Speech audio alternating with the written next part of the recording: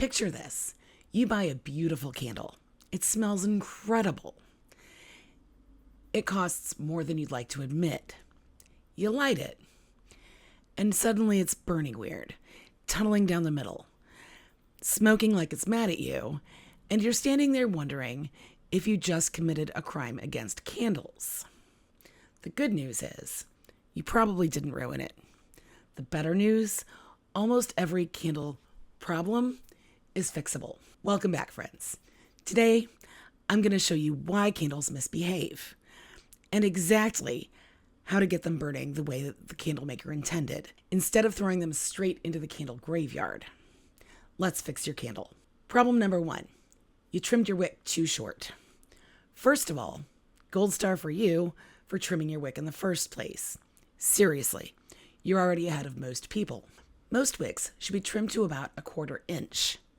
Personally, I leave my wood wicks just a little bit longer, closer to 3/8 of an inch, because they're dramatic and they need a little encouragement sometimes. You can use wick trimmers, scissors, nail clippers, pretty much whatever works as long as it's sharp.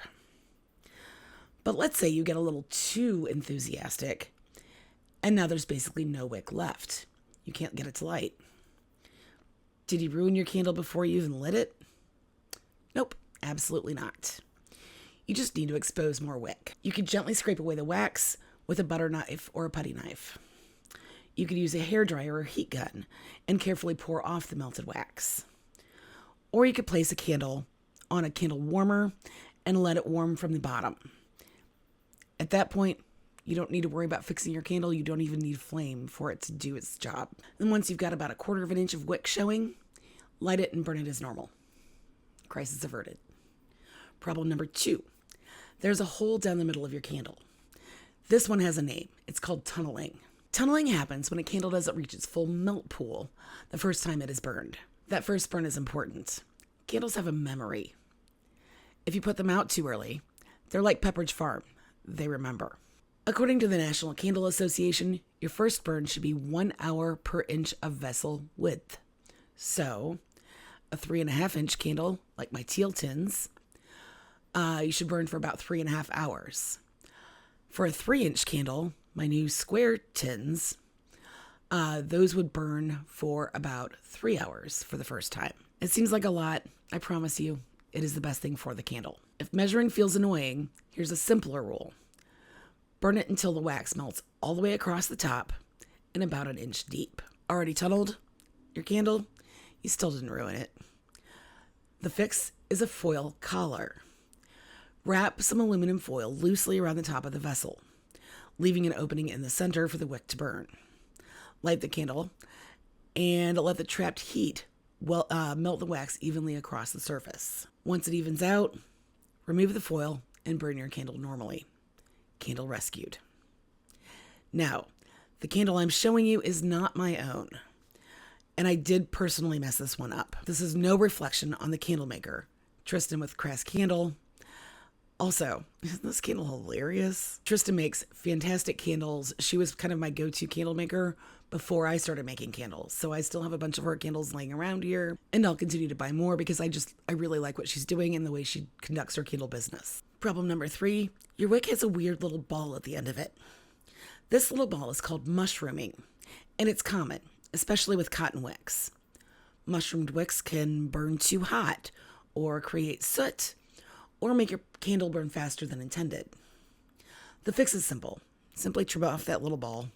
Trim your wick before every burn. You should be doing this anyway. I'm just here to remind you, like Alanis Morissette. If you ever light a mushroomed wick and it starts acting wild, put it out, trim it, and relight it. That's it. Yes, wood wicks are less likely to do this if you want to avoid the problem altogether. Problem number 4, the candle gives you a headache before you even light it.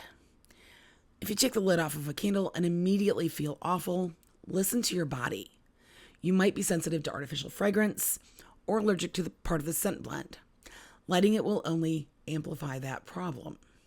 My advice, don't burn it. See if you can exchange it or regift it, or if it is a super pretty candle, just keep it for decoration. Candles are supposed to make your home better, not make you miserable. Problem number 5, your wood wick won't stay lit. Now, working with wood wicks, I do hear this one occasionally. Wood wicks are particular. When you light one, make sure that the flame catches across the entire wick. At first, the flame might be big, but then it shrinks and it looks like it almost went out. It probably didn't, though. If you smell fragrance, it's still burning. If it smells like burned out candle, it probably isn't burning. If you are relighting a wood wick, make sure you trim off the charred wood. Make sure the wick isn't too short, and if it is, go back and get some of that wax away from the wick so that it can burn better. And scrape away some wax if needed. And yes, the foil collar trick works here too. So, there you go. 5 ways to fix a candle you thought you ruined. If this saved a candle from the trash, give this video a like. And leave a comment telling me if you've ever thrown out a basically brand new candle. I promise you, you are not alone. Join us next week, where we'll be doing a candle ritual for social justice and showing you how to create your own for your own purposes. As always, every accusation is a confession. Free Palestine, protect the First Amendment, justice for Casey Goodson Jr., and do not let up on the Epstein files. They're trying to distract you, and survivors deserve justice.